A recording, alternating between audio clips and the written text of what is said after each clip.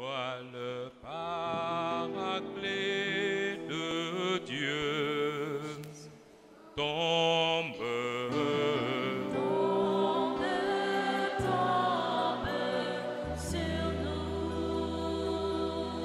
Toi le paraclet de Dieu tombe.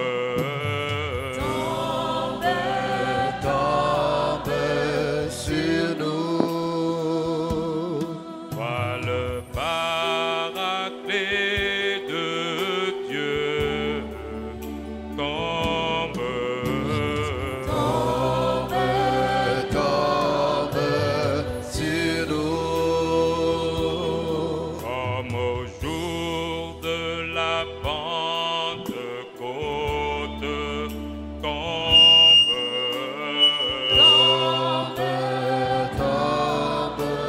Saint-Esprit descend et tombe. Saint-Esprit descend et tombe. Agis, agis, agis en nous et agis, agis, agis en nous et tombe, tombe, tombe, tombe, tombe. Tombe, tombe, tombe, tombe, tombe.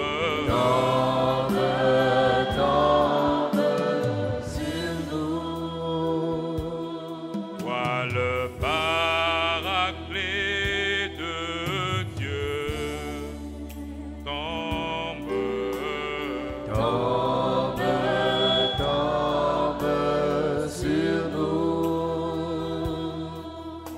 Le paraclet de Dieu tombe.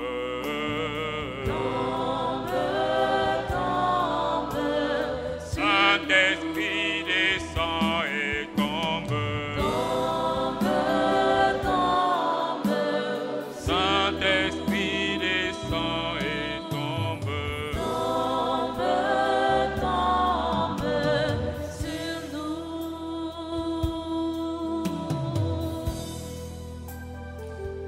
Nous allons appeler le Saint-Esprit de Dieu. Nous allons élever la voix pour cela. Vous le répéterez jamais assez, n'ayez pas honte de prier le Seigneur. Celui qui a honte de prier Dieu, il trouvera sur son chemin malheur, parce qu'il n'aura pas pris l'habitude de prier vers son Créateur. Élevons la voix et appelons l'Esprit Saint.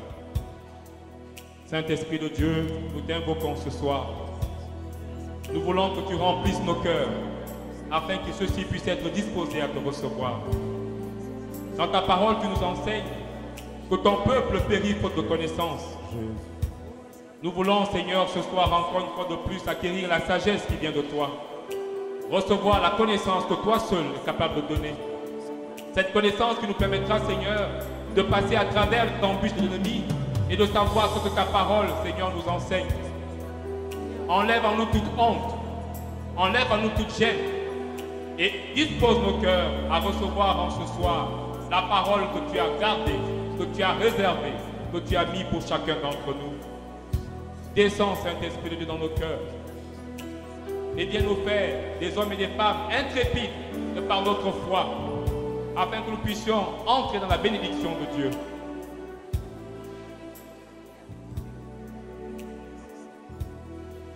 Tombe, tombe, tombe. Sur nous. Tombe, tombe. Sur nous. Tombe, tombe. Sur nous.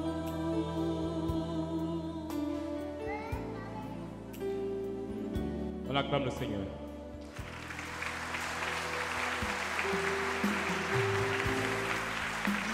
Le roi des rois, le Dieu des dieux, le Seigneur des Seigneurs, celui qui a fait ciel et terre. Alléluia. Amen. Amen.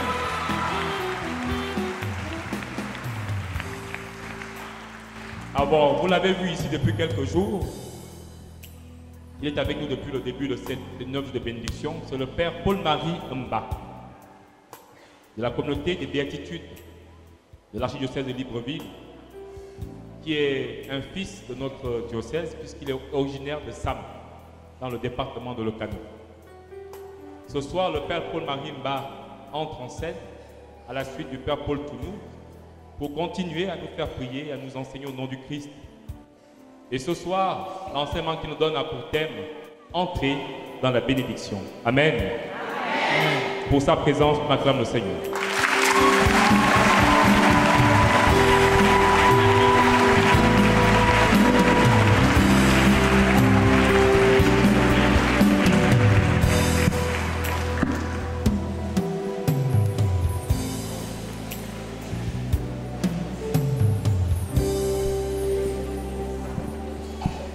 Amen.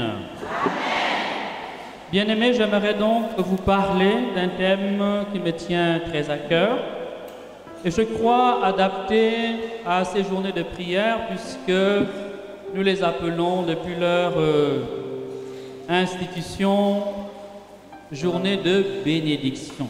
Les journées de bénédiction.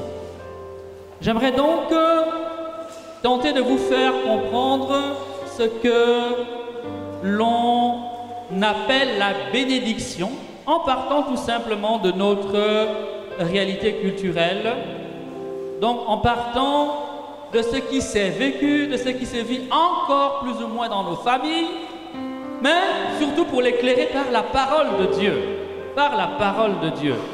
Nous sommes dans un pays où coule le lait et le miel, une terre que Dieu a bénie, une terre que Dieu a comblée et où malheureusement les habitants sont étonnamment, on va dire, pauvres et où beaucoup sont quasiment à la limite de la pauvreté. Et pourtant, nous habitons le pays de la bénédiction. La terre que Dieu nous a donnée est une terre qui regorge de richesse. La terre que nous habitons est une terre où coule le lait et le miel, pour parler comme dans la parole de Dieu. Amen. Amen. Amen. Oui, la pratique de la bénédiction est liée à notre culture.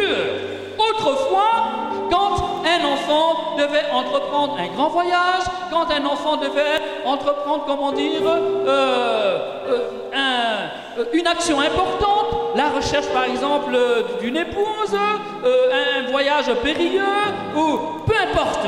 En tout cas, à différents moments de la vie, chez nous, l'enfant requérait toujours la bénédiction des siens. La bénédiction de ceux qui avaient autorité sur sa vie, la bénédiction de ceux par qui Dieu lui avait donné la vie, le mouvement et l'être. Amen. Mes bien-aimés, la bénédiction n'est pas seulement une réalité biblique, mais c'est également une réalité de notre existence humaine. Sous tous les cieux, chez tous les peuples, a toujours eu lieu, a toujours eu cours la pratique de la bénédiction. Dans la Bible, cette notion-là peut se dire, on peut dire au moins par 4 mots. Mais les deux plus connus, le premier c'est Barak, qui a donné le nom du premier chef d'État noir des États-Unis, Barak. Et le deuxième c'est Elogio. Les deux mots, voilà les deux principaux mots que la Bible utilise pour nous parler de la bénédiction. Alors, on peut bien sûr tenter d'expliquer ce que ça veut dire, Barak, et ce que ça veut dire, comment dire, Logéo. Bien sûr que cela, on pourrait le faire. Mais j'aimerais que nous comprenions ces deux mots-là à la lunette de ce qui se passe quand un enfant avait, comment dire, sollicité la bénédiction de ses parents et qu'il était comme porteur de cette bénédiction. Un homme, une femme qui était bénie, c'est d'abord un homme, une femme qui était porteur d'un capital de faveur devant les hommes. Ça veut dire quoi? Ça veut dire que quand on avait béni quelqu'un, quand les parents avaient libéré la bénédiction sur une vie, cette personne était comme revêtue de la faveur des hommes, de la faveur des hommes, de la bienveillance des hommes. Et celle-ci se manifestait par toutes sortes, on va dire, de circonstances favorables. Premièrement, ça veut dire que partout où la personne pouvait aller, elle allait toujours trouver des gens qui allaient lui réserver un bon accueil. Mais ça veut dire aussi que partout où la personne allait, naturellement, elle allait trouver non seulement le bon accueil, mais elle allait trouver comme de la bienveillance. Des gens allaient poser sur elle un regard favorable, un regard aimant, un regard, on va dire, bienveillant, un regard bienfaisant. Ça veut dire ceci, qu'un homme revêtu de la bénédiction était un homme qui facilement trouvait le soutien sur son chemin. Partout où il allait, les portes allaient s'ouvrir. Il allait toujours se trouver quelqu'un pour l'aider, quelqu'un pour l'encourager, quelqu'un pour le soutenir. Amen. Mais ça veut dire aussi qu'un homme, une femme, qui était revêtu de la bénédiction, eh bien c'était un homme facilement qui pouvait construire dans l'ordre de l'amour, dans l'ordre des amitiés. Puisque naturellement, le cœur des autres était bien disposé à sa faveur. Donc facilement, il pouvait se marier, facilement, il pouvait bâtir des relations constructives, facilement, il pouvait se faire des amis. Amen. Amen. Bon, peut-être que jusque-là, vous n'avez pas vu où se trouve la Bible.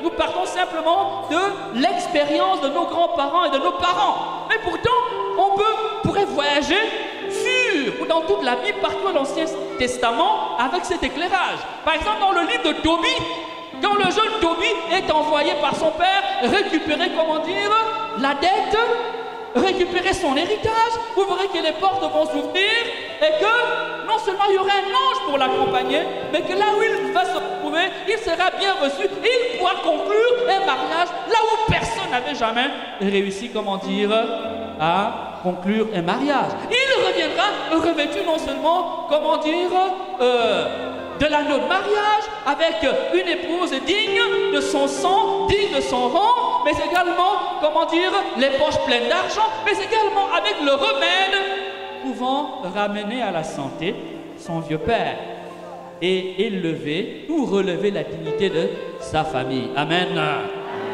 homme béni, une femme bénie, c'est un homme qui est revêtu d'un capital de faveur. La faveur accompagne ses pas. La faveur accompagne ses, comment dire, ses rencontres. La faveur l'accompagne devant les yeux et les hommes qu'il va rencontrer sur ses carrefours, sur les chemins de la vie. Voilà le premier élément que l'on trouve derrière cette notion de bénédiction. Amen. Est-ce que tu es béni? Est-ce que la faveur accompagne ta vie? Je l'espère. Je l'espère. Deuxième élément, et cet élément est lié à ce premier, que comporte, on va dire, cette notion de bénédiction, ou alors ce qu'elle véhicule, eh bien c'est la réussite. Puisque sur ton chemin, tu trouveras la bienveillance des hommes, le soutien des hommes, l'accueil des hommes, l'amitié des hommes. Il te sera facile de réussir dans tes entreprises. Il te sera facile de réussir dans ce que tu as envie de réaliser, n'est-ce pas? Amen. Ça veut dire ceci. La bénédiction était la clé qui permettait d'ouvrir la porte de la réussite, le travail, les projets, les affaires. Tout cela fait partie du bagage, de ce bagage spirituel que l'on appelle la bénédiction. Amen. Mais ça ne s'arrête pas là. Un homme béni, une femme bénie, aussi bien dans l'écriture que dans notre culture, eh bien cet homme-là, c'est un homme également qui pouvait vivre et trouver, comment dire, tout au long de ses allées et venues, une certaine protection et une certaine sécurité. La sécurité accompagnait ses projets. Une certaine protection accompagnait ses déplacements et, comment dire, ses entreprises. Amen. Oui, être béni, c'est aussi, quelque part, être revêtu, on va dire, de cette faveur qui nous permet de réussir dans le travail, dans les projets, dans les affaires, et qui nous permet dans les carrefours de la vie, eh bien, de n'être pas trop inquiété par les événements, par les situations et par les personnes. Nous portons en nous-mêmes comme une faveur, comme une force qui nous assure une certaine sécurité devant les dangers, devant les événements. Amen. La bénédiction était aussi la clé qui pouvait donc ménager des circonstances favorables, des rencontres heureuses. Mais la même bénédiction dans les Écritures aussi, quelqu'un qui en était revêtu, c'était quelqu'un qui était appelé à remporter la victoire. La victoire pouvait accompagner, ses luttes. La victoire pouvait accompagner ses défis. La victoire pouvait accompagner ses entreprises. Amen. Amen. Voilà ce que ça veut dire être béni. Voilà ce que ça veut dire être béni. L'homme béni est donc l'homme qui voyage dans la vie revêtu d'une grâce spéciale qui fait que les portes du succès peuvent se présenter à lui, qui fait que dans les épreuves et dans les luttes, il peut accéder à la victoire, qui fait que devant, les défis de la vie, il trouvera toujours, une oreille bienveillante, une main bienfaisante pour le soutenir, pour l'aider à atteindre ses objectifs. Amen. Amen. Mais dans l'Écriture, être béni, c'est également jouir d'une bonne santé. Ça vous va? Eh bien oui. C'est être revêtu d'une bonne santé. Tout le monde n'a pas la bonne santé. Et nous le savons bien, dans la vie, la réussite, certaines réussites, pas toujours, certaines réussites sont intimement liées, à notre santé. Il y a des projets, il y a des situations ou des défis que nous ne pouvons affronter que si notre santé nous le permet. Amen. Dans la Bible, comme dans notre culture, l'homme béni, c'est aussi celui-là. La santé accompagne sa vie, mais lié à la santé, c'est également la fécondité. Il peut faire des enfants. Il peut faire beaucoup d'enfants. Car être béni, c'est être capable aussi de donner la vie. Être béni, c'est être capable, de faire fleurir sa vie, d'être capable de transmettre la vie, d'être capable de recevoir la vie, d'être capable, de la multiplier.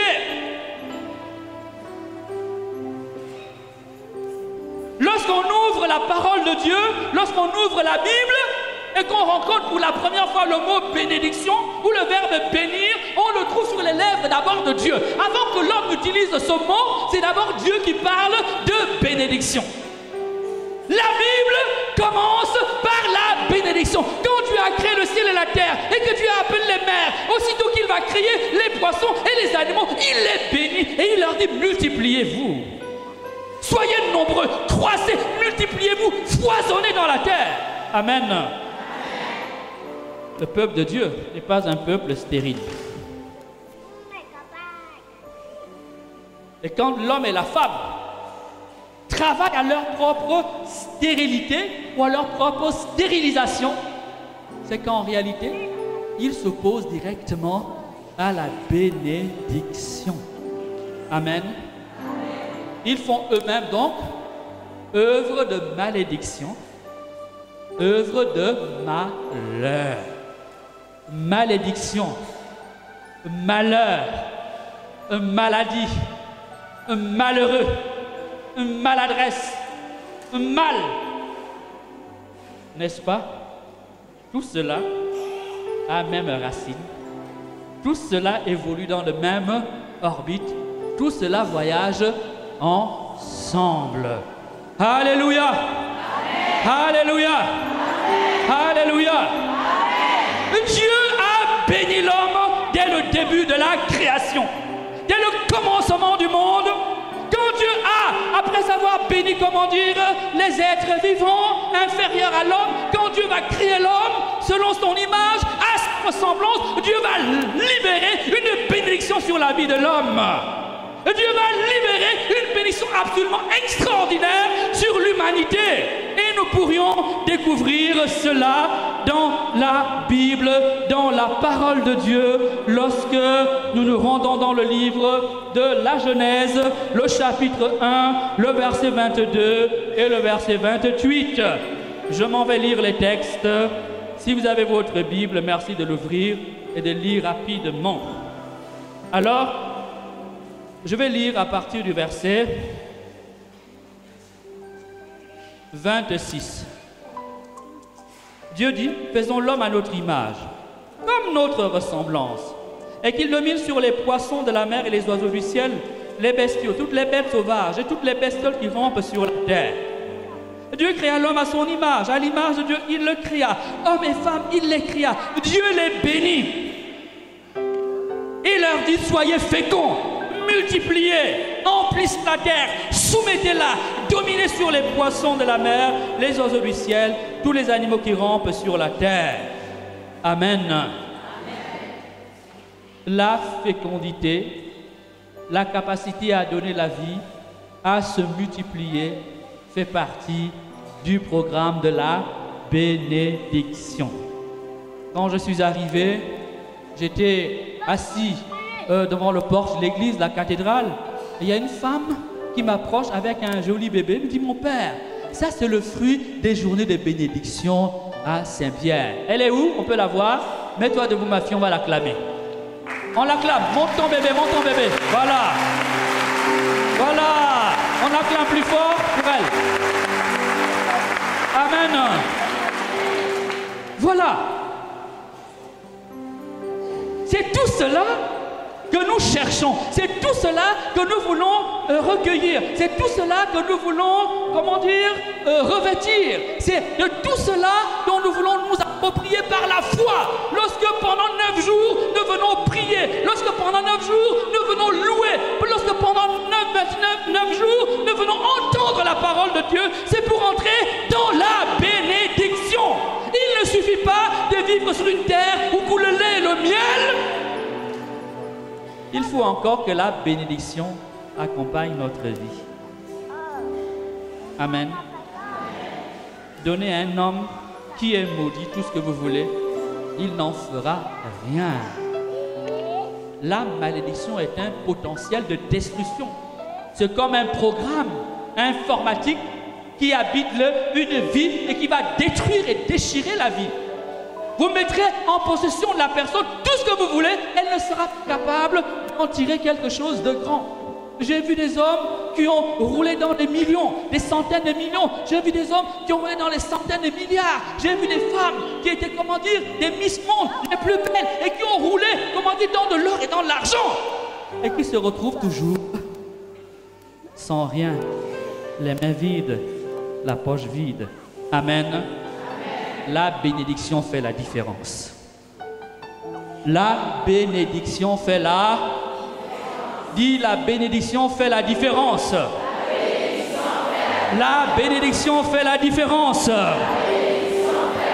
Alors vous le voyez, dans ce texte que je viens de lire, à l'origine, l'homme est un être béni. Dieu a béni l'homme. Et cette bénédiction ne consiste pas seulement en fécondité, en don de la vie et les bonheurs. Et les bonheurs. Car l'un des mots, pour dire aussi le mot bénédiction dans la Bible, c'est un mot que l'on trouve dans le Nouveau Testament, en grec on dit makarios. Ou alors en hébreu écher. Ce même mot rime avec le mot bonheur. Ce même mot va avec le mot bienheureux, le bonheur. L'homme qui est béni est un homme qui capitalise la bénédiction, le bonheur. Un homme bénie. Une femme bénie est une personne qui est programmée à être heureuse, à réussir, à dépasser les événements, à évoluer dans la vie, à remporter victoire sur victoire. Vous habitez une terre bénie et vous êtes malheureux. Peut-être que ça ne suffit pas.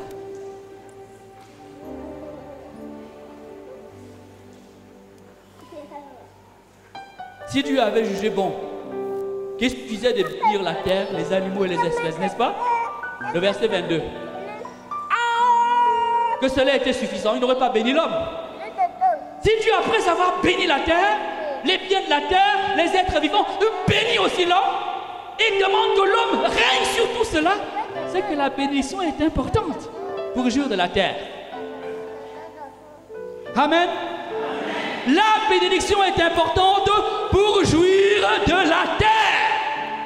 Un homme maudit, donnez-lui tout l'or du monde, il n'en fera rien. Il détruira, il cassera, il abîmera. Confiez-lui n'importe quel héritage, il va le dilapider. Et vous avez des hommes comme ça autour de nous. Papa a travaillé, sué, transpiré, on lui donne une maison. 10 ans plus tard, la maison s'abîme. Il est incapable de Peut-être qu'il a un problème de béné. Amen. Ça veut dire que on peut habiter le pays de la bénédiction, mais si on porte la malédiction, eh bien la réussite sera difficile. Elle sera impossible. Amen. Amen. La Bible nous dit que Dieu a béni l'homme et que cette bénédiction est un appel au bonheur. Cette bénédiction est un programme de bonheur. Cette bénédiction, comment dire, est un potentiel de grâce qui nous conduit à la joie, au bonheur, à la vie en abondance. Amen. Mais dans la Bible, ici je fais un grand saut, si on voulait ramasser tout, la Bible va distinguer, surtout avec le Nouveau Testament, un nouveau visage à la bénédiction. Ce nouveau visage à la bénédiction, c'est la bénédiction que nous dirions céleste ou divine. Jusque-là, nous avons parlé des choses humaines. La victoire sur les ennemis, faire des enfants, avoir un travail, avoir de bons amis, faire des affaires qui marchent, n'est-ce pas? Construire des maisons, être un homme d'affaires prospère. Tout cela, c'est la bénédiction temporelle. La bénédiction temporelle est la bénédiction qui concerne notre temps. Notre vie ici et maintenant. Cette bénédiction-là, elle consiste finalement à des choses éphémères, en des choses matérielles, à des choses qui commencent et puis qui à un moment donné vont se détruire, à des choses que nous avons trouvées et que nous allons laisser. La bénédiction temporelle fait partie de la bénédiction que Dieu nous donne. Mais cette bénédiction-là a une fin, a un but, a, comment dire, une finalité, a, comment dire, une route qu'elle poursuit, un chemin vers laquelle elle doit nous orienter. C'est la bénédiction céleste, c'est la vie éternelle. Alors l'Écriture va dire, cherchez d'abord le royaume des cieux et... Oh, s'il vous plaît, je peux vous entendre? Vous pouvez parler? Vous avez le courage de parler? Cherchez d'abord le royaume des cieux. Cherchez d'abord le royaume des cieux.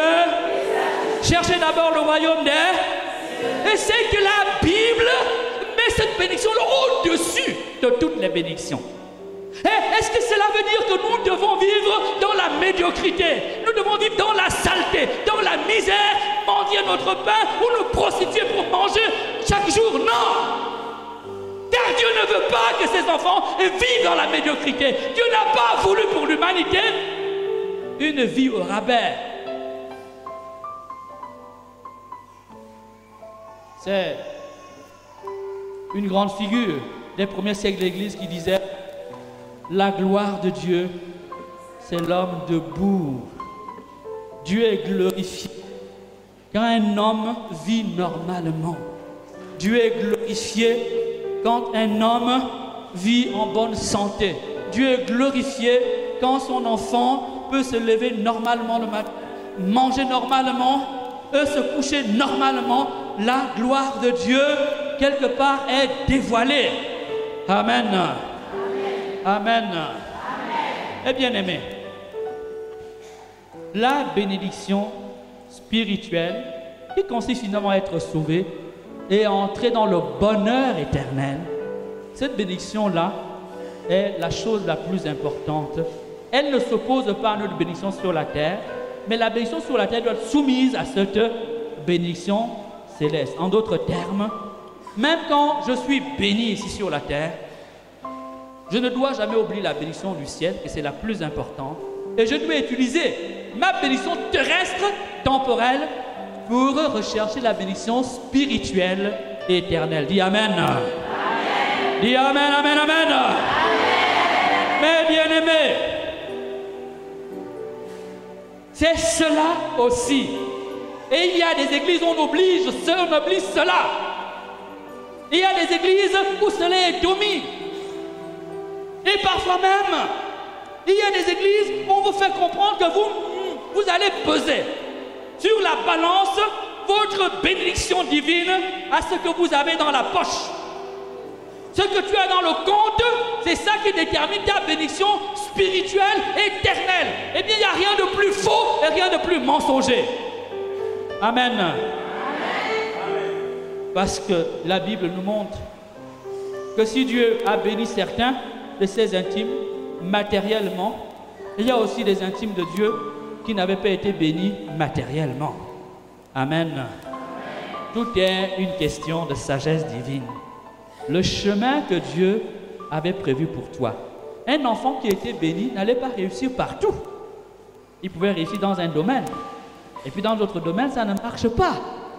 Pourquoi? Eh bien parce que Dieu ne veut pas que l'homme soit autosuffisant. Parce qu'un homme qui se suffit en tout et pour tout n'a plus besoin des autres. Il devient orgueilleux, il devient arrogant. Amen.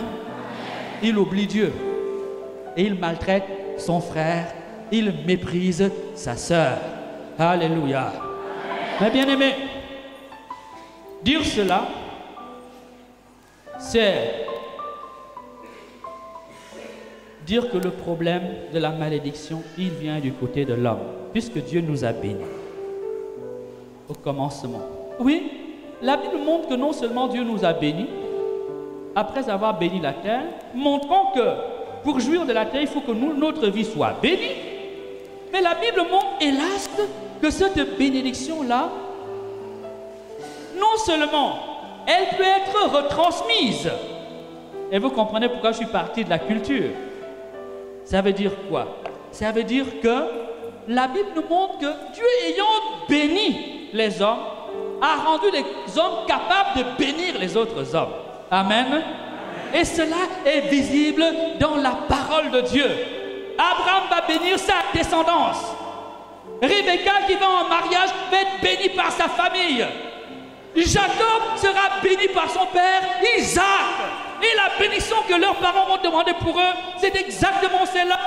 Multipliez-vous, soyez nombreux, remplissez la terre, dominez, régnez au milieu de vos ennemis, bâtissez et possédez la porte même de vos villes et de vos ennemis. Et du coup, nous comprenons que la Bible rejoint quelque part des éléments de notre société. Papa et maman sont vraiment les relais de l'action divine quand ils te bénissent. C'est Dieu qui a voulu les choses, hein? La parole de papa, de maman, la parole des parents est une parole importante. Et c'est pour cela que le 4e commandement nous invite à honorer père et mère, et disant que, en le faisant, nous avons la bénédiction de la longue vie. Tu vivras heureux longtemps sur la terre. Amen.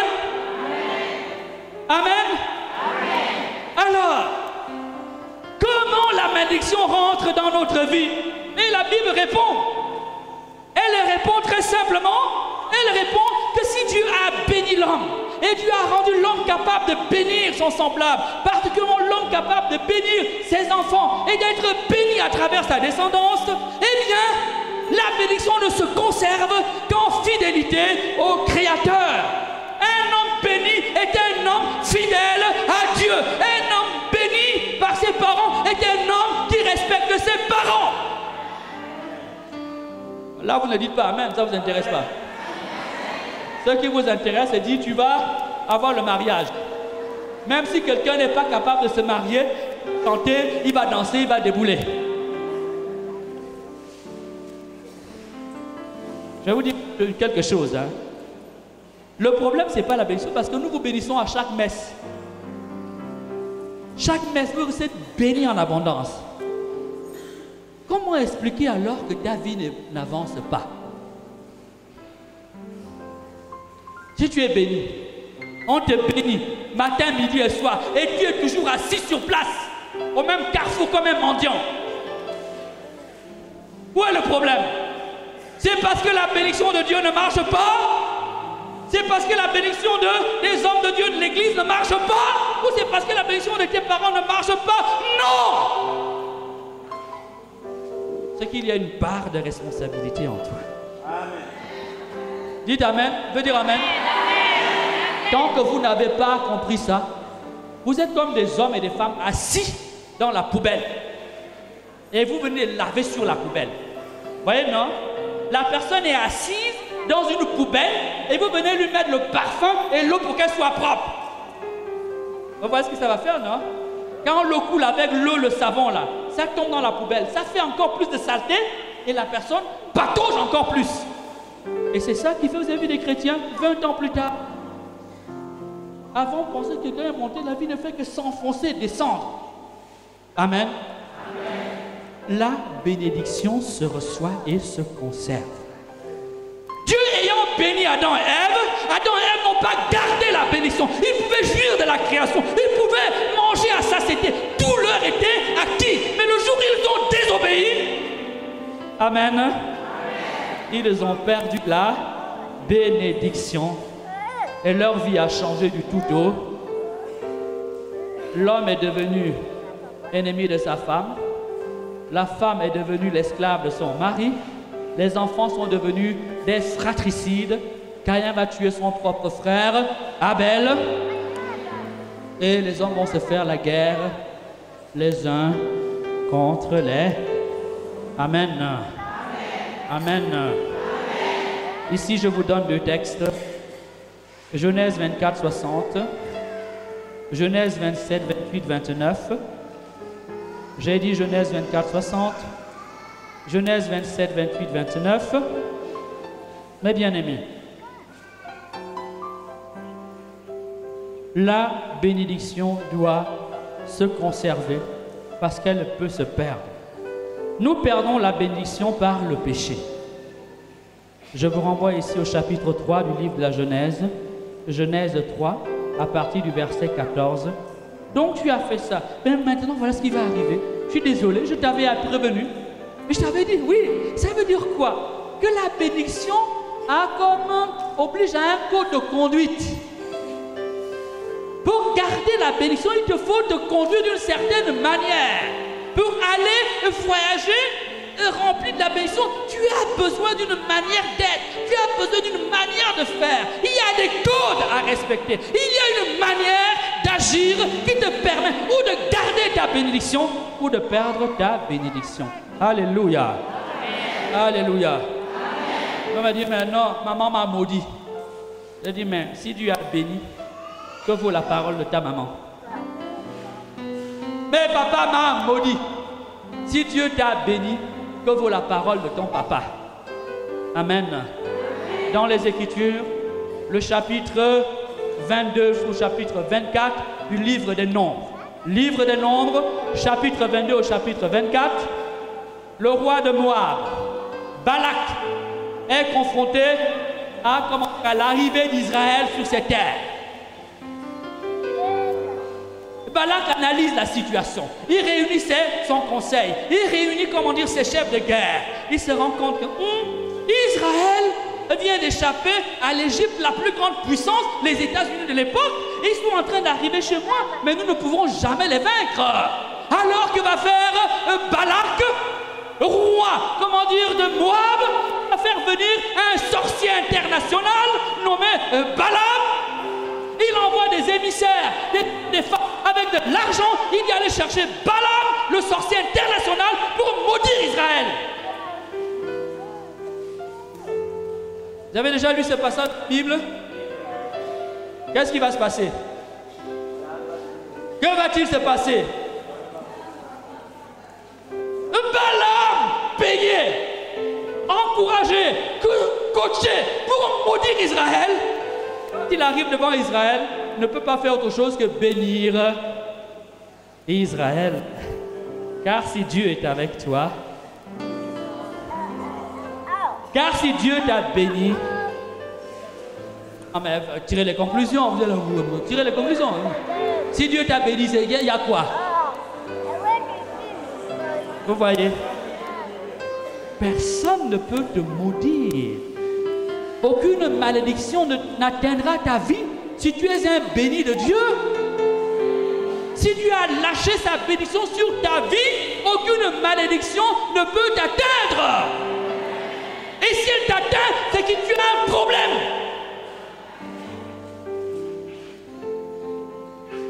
Parce qu'il y a des gens qui sont chrétiens parce qu'ils chantent Amen, Alléluia.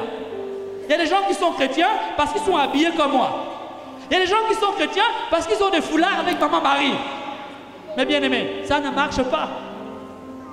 La bénédiction est un capital de grâce, une force, un programme, une connexion spirituelle qui repose sur notre vie, qui fait que les portes s'ouvrent. Alléluia. Amen. Alléluia. Amen. Alléluia. Amen. Mais bien aimé, le péché. Genèse 3, 14. Le péché. Et voilà ce qui nous prive de la bénédiction de Dieu. Nous voulons jouir de la terre. Nous devons commencer par éviter le péché. Et donc vivre dans l'intimité divine, dans la fidélité à la parole de Dieu. Et quand tu as 14 ans, tu as déjà fait 3 avortements. À 28 ans, tu as déjà fait 8 avortements. Tu penses que parce que tu dis Seigneur, dis-moi, Seigneur, Seigneur, que tu dois te convertir. Tu dois changer de vie, je regrette. Roule-toi par terre comme tu veux, bois toute l'eau bénite, comment dire, de la paroisse si tu veux. Mais si tu ne changes pas de vie, je regrette de te le dire, je suis au regret de te le dire, cette bénédiction-là ne prendra jamais racine.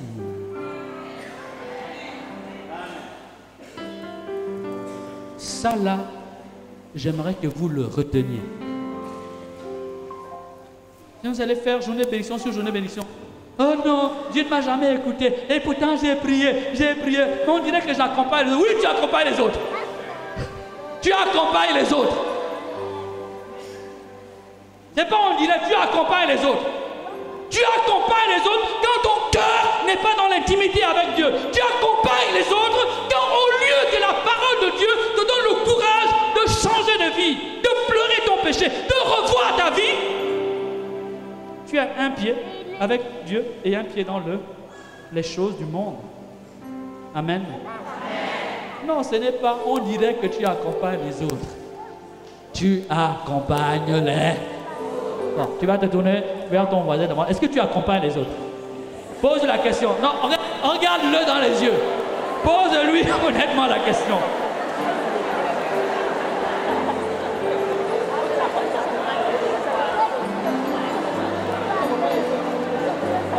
Est-ce qu'il a répondu? Est-ce qu'il a répondu? Il n'a pas répondu. Il ne sait pas. Il ne sait pas. Non, il ne peut pas répondre.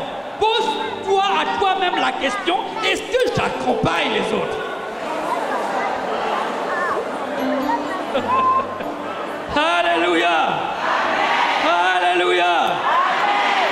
Deutéronome, le chapitre 28 ou le chapitre 28, c'est la malédiction et la bénédiction. Tu fais la volonté de Dieu, tu es béni de Dieu. Dieu te bénit. Dieu t'ouvre, comment dire, donne accès au bonheur. Même dans les pleurs, tu es bienheureux.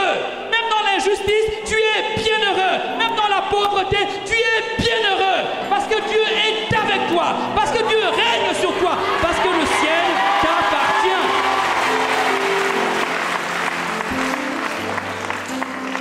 Dans Deutéronome 30, le verset 15 et ceux qui suivent, je mets devant toi le chemin de la vie, le chemin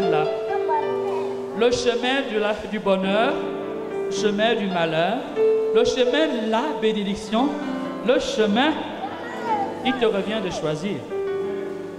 Quand tu choisis de vivre fidèlement à Dieu, tu capitalises la béné.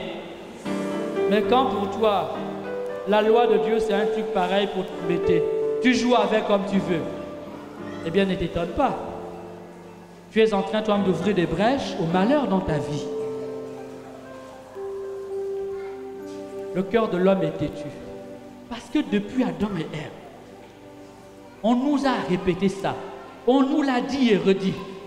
Et chacun de nous arrivons comme nous refaisons la même chose. C'est incroyable quand même. Nous sommes toujours en train de faire les mêmes erreurs. Nous sommes toujours en train de faire les mêmes bêtises. Nous sommes toujours en train de faire les mêmes péchés. Oh mon Dieu, aie pitié de nous. Alléluia. Amen. Bénédiction se perd par le péché. Mais tu perds la même bénédiction si je parle aux enfants. Quand tu n'as aucun respect pour maman, quand tu n'as aucun respect pour ton père, quand ceux par qui Dieu t'a donné la vie, tu les méprises, ils ne comptent pour rien, tu leur parles comme si tu parlais à ton petit copain. Peut-être que la petite fille a 18 ans. Tu as un papa de 80 ans qui est ton mari. Ça ne fait pas de ton papa à la maison un moins que rien. Peut-être que la petite fille là, qui a 22 ans, tu sors avec un ministre. Ce n'est pas parce que papa vit au village et que tu vis la femme d'un ministre que papa n'a plus le droit de ton respect. Amen. Tu es un jeune garçon. Peut-être que tu as réussi dans les études. Ce n'est pas parce que tu as le plus grand diplôme que tu ne dois plus avoir des égards pour ton père, même s'il ne sait pas lire et écrire. Alléluia. Nous perdons la bénédiction quand nous créons, quand nous nous rebellons contre les nôtres, ceux par qui Dieu nous a donné la vie. Nous perdons la bénédiction quand nous passons notre temps, à détruire notre église. Papa ne te bénit pas parce que c'est un homme parfait. Maman ne te bénit pas parce qu'elle n'a jamais fait de péché. Maman te bénit parce que Dieu lui a donné l'autorité. Amen. Le prêtre te bénit parce que Dieu l'a choisi et institué pour te bénir. Amen. Eh bien, mais il n'y a pas de magie là. Aujourd'hui, Dieu est miséricordieux. Il y a des règles. La bénédiction obéit à des règles. La bénédiction obéit à des lois. Hébreux 7:7, c'est le supérieur qui bénit l'inférieur. C'est le supérieur, celui que Dieu a institué au-dessus, qui bénit celui qui est en bas. Alléluia. Alléluia. Vous comprenez cela? Il y a des lois, il y a des règles. Nous voulons qu'on nous bénisse. Nous voulons que Dieu nous bénisse. Nous voulons recevoir la bénédiction divine en piétinant les droits, les lois, les principes, les codes que Dieu a établis pour prendre la bénédiction. Mais ça ne marchera pas. C'est pour ça que ça ne marche pas. C'est pour ça que ça échoue en permanence. Alléluia. Alléluia. Leur désobéissance aux parents, aux pasteurs légitimes que Dieu nous a donnés, mais également nous pouvons perdre la bénédiction parce que le démon la vole. Parce que le démon veut nous en priver. Ici, il faudra lire le livre de Job. Je sais que mon Rédempteur est. Je sais que mon Rédempteur est. Je sais que mon Rédempteur est. Oui, Job a fait l'expérience, on va dire, des agressions du démon pour le priver de sa bénédiction. Dieu avait béni Job. Il l'a béni dans ses enfants. Ses enfants étaient les meilleurs, les plus beaux, les plus intelligents. Dieu l'a béni, dans des richesses, les troupeaux. Il avait des troupeaux, il avait de grands biens. Dieu l'a béni dans sa piété. Job était un homme qui priait, sa femme priait, il offrait un sacrifice au Seigneur. C'était un homme que Dieu avait béni. Il avait des amis qui le respectaient, une femme qui le respectait. Et Satan a dit non, Dieu, tu l'as trop béni. Je parie que c'est parce que tu l'as béni qu'il t'aime. Je parie que celui-là, quand il vient à l'église, c'est parce que son argent là-bas ça coule, son commerce ça marche. Je parie que celui-là il t'aime parce que tu lui as donné une femme ou un mari. Dieu, enlève un peu, tu vas voir. Il est comme les autres hommes. Et Dieu dit, oh, Aria Satan, je connais mon serviteur. Amen. Je connais mon serviteur. Alors, que va-t-il se passer? Je suis obligé d'aller très vite. Job va subir le courroux de celui dont Jésus a dit, il ne vient que pour voler, égorger et détruire. Jean 10, 10. Il ne vient que pour voler, égorger et détruire. Hein? Le démon détruit tous les biens de Job. Il envoie des voleurs. On vole tout. Il fait tomber la foudre. Ses biens brûlent et ses enfants sont tués. Amen. Et il ne s'arrête pas là. 2 ou 3. Il frappe Job dans sa santé et Job ne peut plus. Au point qu'il ne peut plus approcher de sa femme. Plus d'argent. Et même sa femme dit, Job là, ton Dieu là, vraiment, est-ce que c'est un vrai Dieu? Un Dieu qui te fait souffrir comme ça, qui permet. Et elle oublie que ce n'est pas Dieu qui le fait souffrir.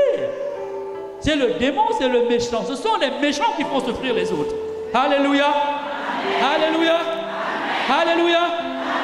Ah, je viens d'ouvrir une fenêtre. Quand tu fais du mal aux autres, tu es en train d'appeler sur ta vie la malédiction. Ne vous étonnez pas que certains peuvent avoir tout l'argent, tous les postes, mais ils ne vont rien faire. Parce que si cela, il le fait en faisant souffrir les autres, il n'aura rien. Alléluia. Amen. Alléluia. J'ai ouvert une fenêtre, je referme rapidement. Donc, nous pouvons aussi perdre la bénédiction du Seigneur parce que le démon nous en veut. Et parce que le démon utilise les hommes qui le servent, les bandits, les voleurs, les méchants, les sorciers, les magiciens, les loges, pour nous attaquer, pour nous agresser, pour nous empoisonner. Ils vont passer toute leur nuit et tous leurs jours à nous insulter, à nous maudire, à nous souhaiter du mal. À lâcher sur nous le mal, les puissances du mal et de la mort et de l'échec.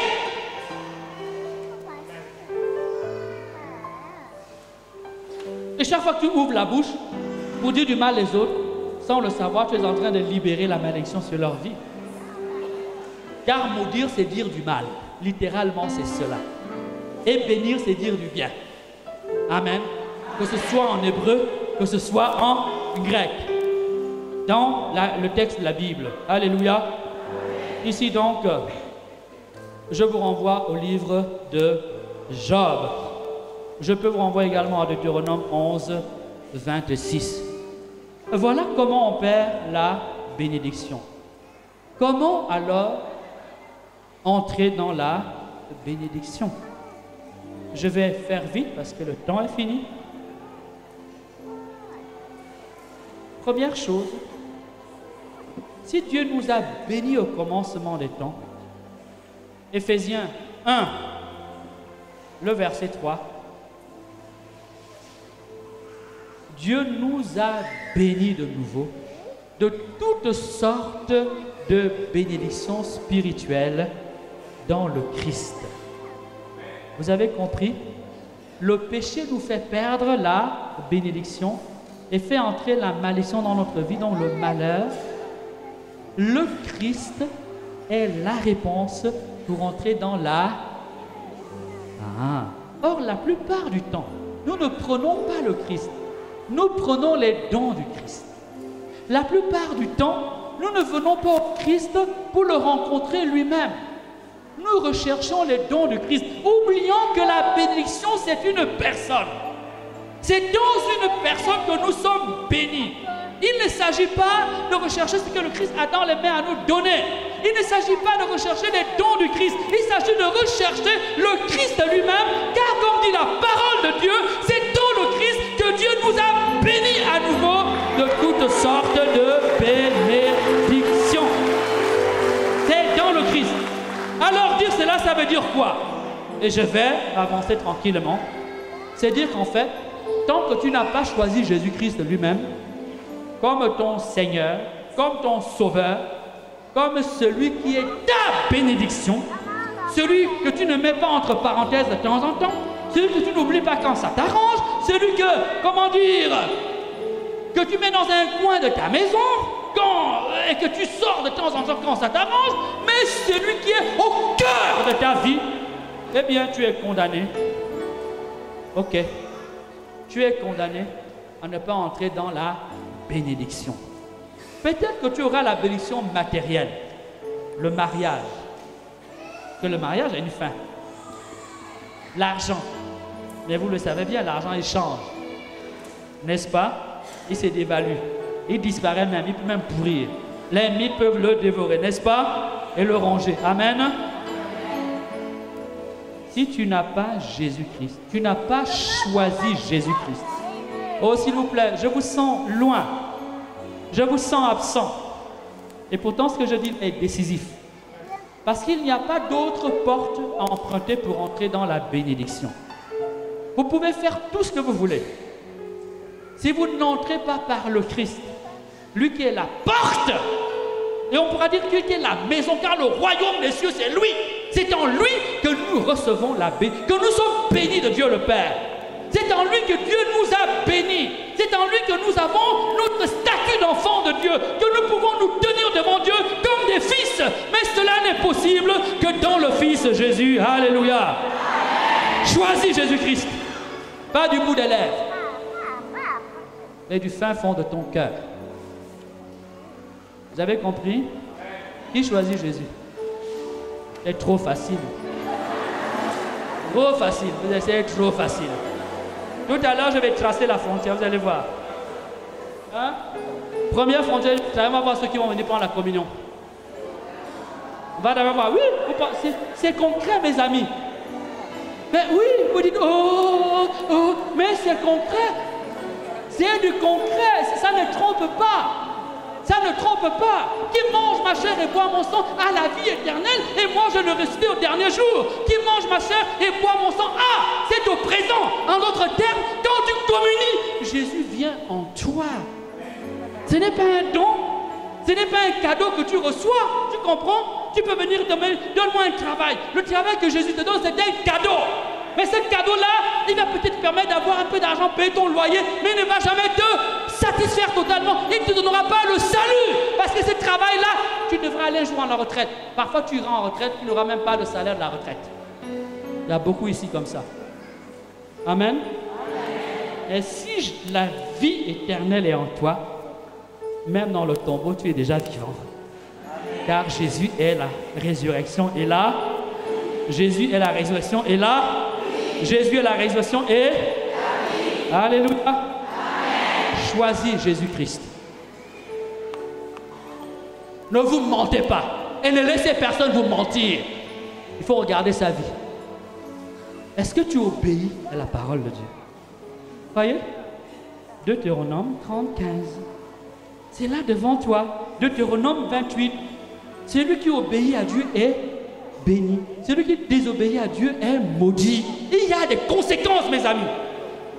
Donc, ce n'est pas parce que le prêtre a fait de quoi tu t'es plongé, je ne sais pas dans quoi, que nécessairement tu es béni. Amen. C'est parce que tu as choisi Jésus. Et tu as décidé de marcher selon l'évangile de Jésus-Christ. Amen. Première chose, première condition pour entrer dans la bénédiction et recevoir la bénédiction et bâtir sur la bénédiction, c'est celle-là. Choisir Jésus. Choisis Jésus. 15 ans de concubinage, trop c'est trop.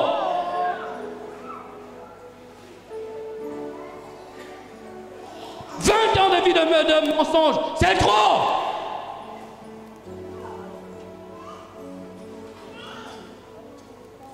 Tout ce que j'ai dit là, le chapelet, c'est pas une mauvaise chose, non? Avoir le pain de Maman Marie, c'est pas une mauvaise chose, non? Avoir la médaille, c'est pas une mauvaise chose, non?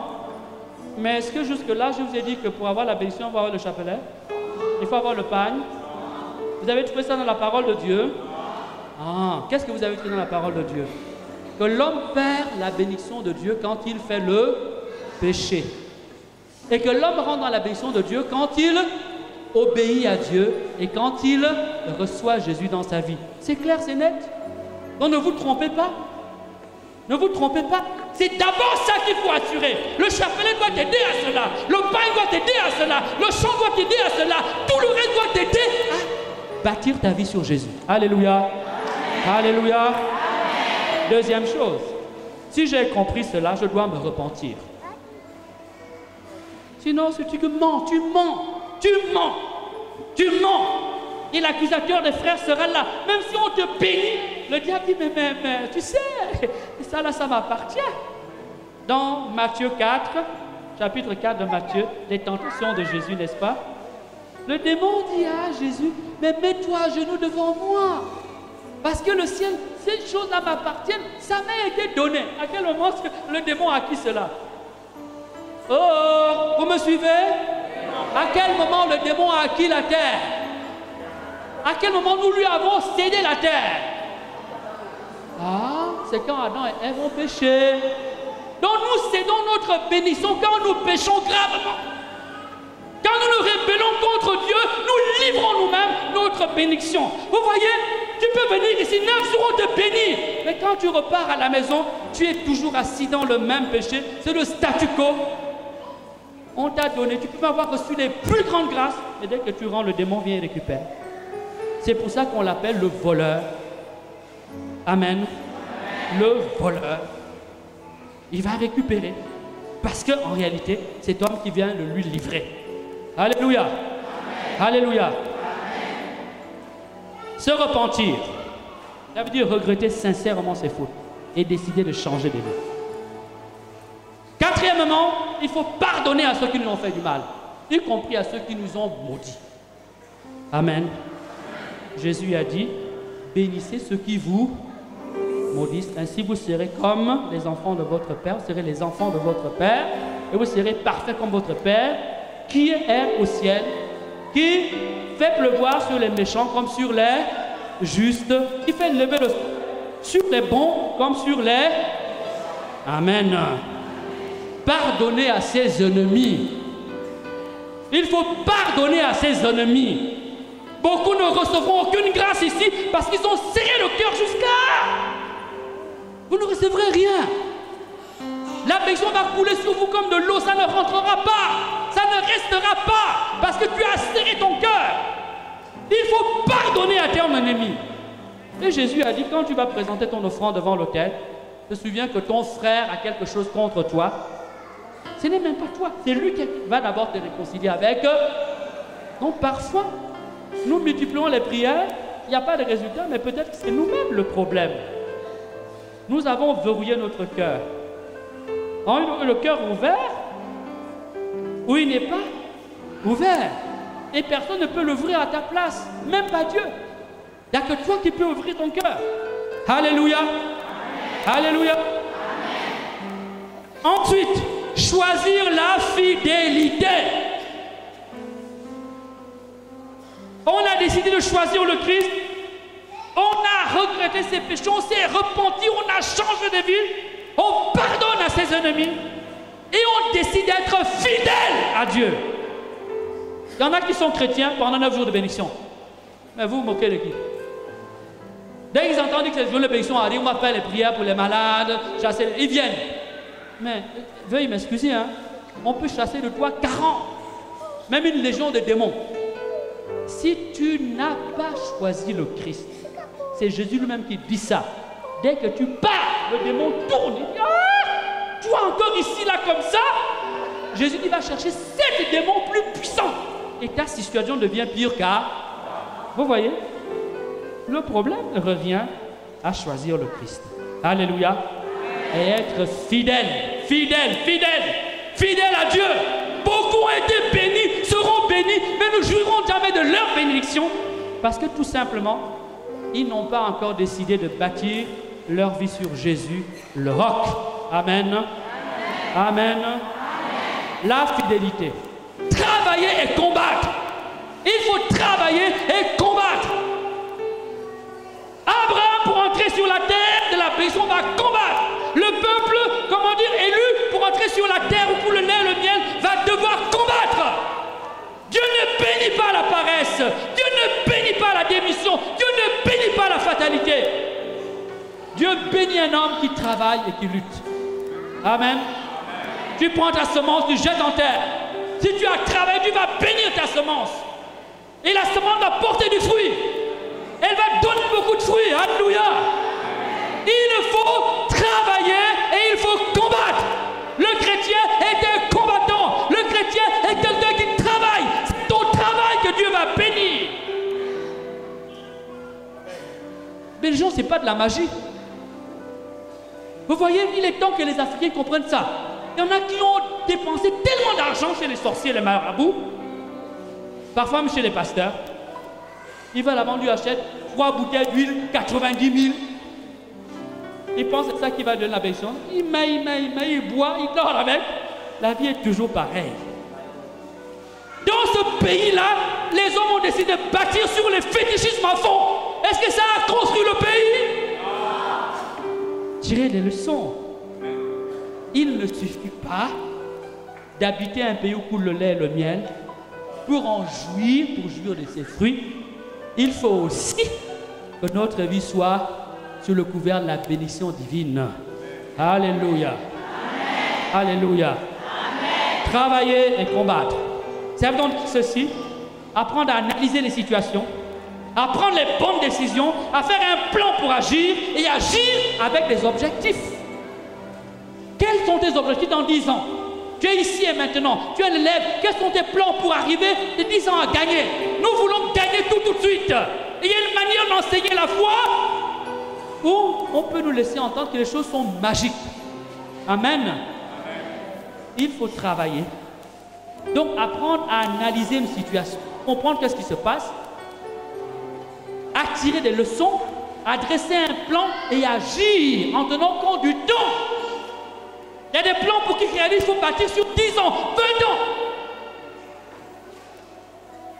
Ici, aurait pu être de grands hommes d'affaires. Dès qu'il a commencé à monter son affaire, 6 mois après, le gars se tape une grosse voiture, il se paie des voyages partout dans le monde. 2 ans après, son entreprise a fermé. Et parce qu'il n'a pas été capable de patience, de travailler, de prendre la peine de voir dans le long terme. Alléluia. Amen. Alléluia. Amen. Travailler en association. Un homme qui veut réussir doit apprendre à travailler avec les autres. On ne réussit pas seul. Dieu n'a pas voulu que l'homme vive seul. La réussite se partage.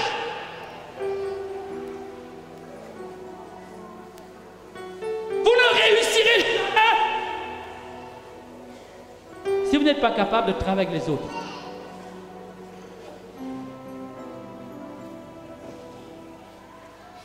Associez-vous.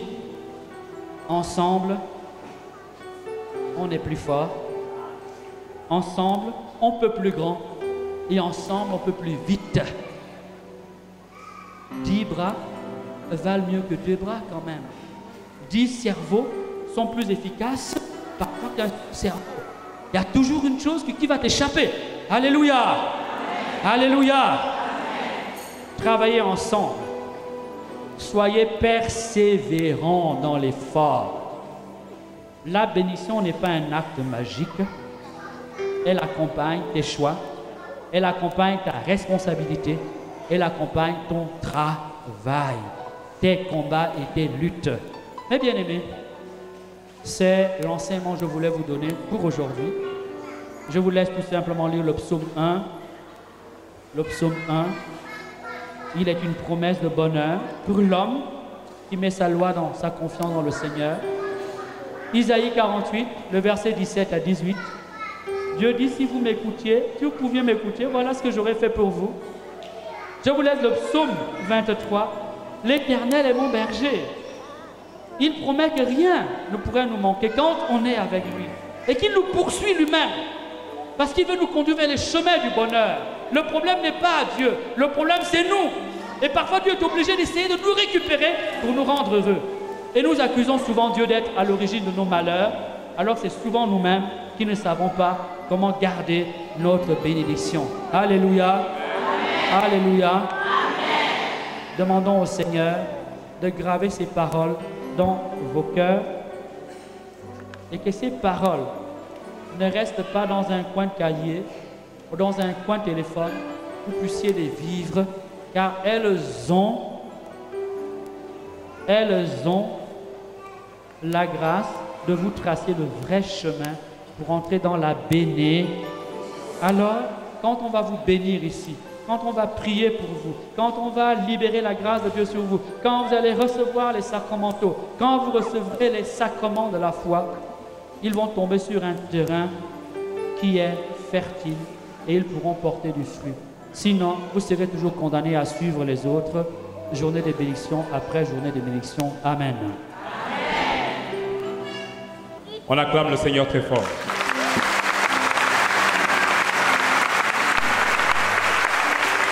Celui qui n'a pas compris là, vraiment pitié pour lui. Alléluia. Alléluia. On se met debout quelques instants avant de passer à la nouvelle.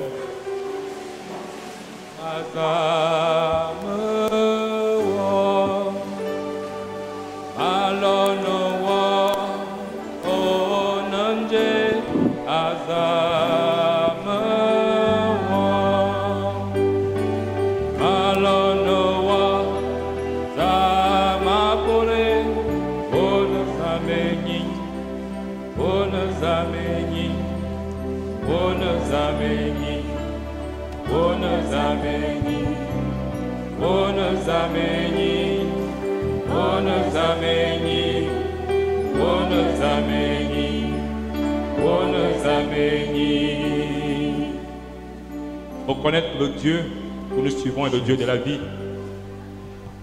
S'ouvrir entièrement en lui, l'accepter, se repentir, lui être fidèle et travailler à sa gloire et à sa prospérité.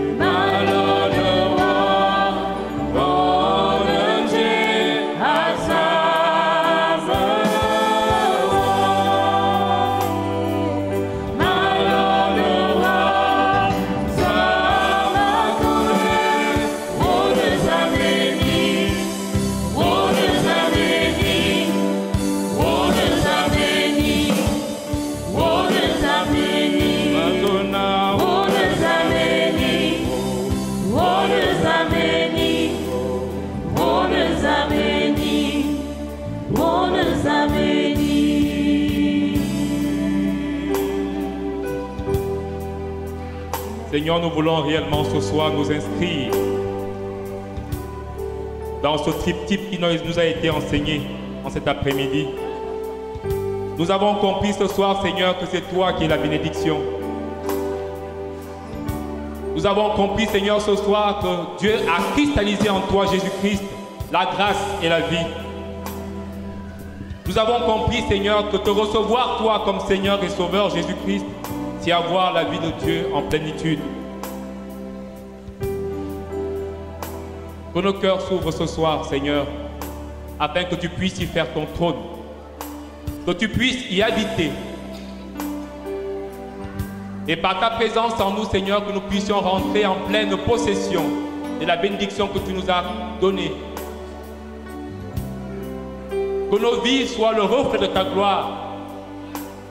Parce que tout ce que nous y ferons, Seigneur,